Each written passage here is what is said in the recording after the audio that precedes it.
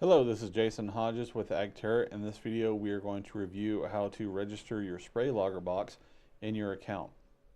First thing you'll need to do is get your serial number, which is either engraved on your box on the side or underneath on a sticker, depending on the model box you have, but it'll also be on the documentation you received with your SprayLogger box. Once you have that in hand, go to the SprayLogger website at spraylogger.agterra.com. Go to Administration, Equipment, and then Sensor Setup. From here, you can hit Add New SprayLogger,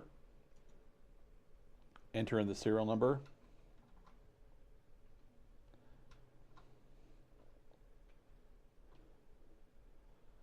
and then hit Create. If you have a lot of SprayLoggers, you can filter through your list. So there's my SprayLogger. Once you have it here, you'll need to select what model SprayLogger box you have. So you can hit the Edit button, and then you have SprayLogger Mobile, Backpack, or E3. Once you're done, hit Save. Thank you very much. This has been Jason Hodges on how to register your SprayLogger box on your SprayLogger account.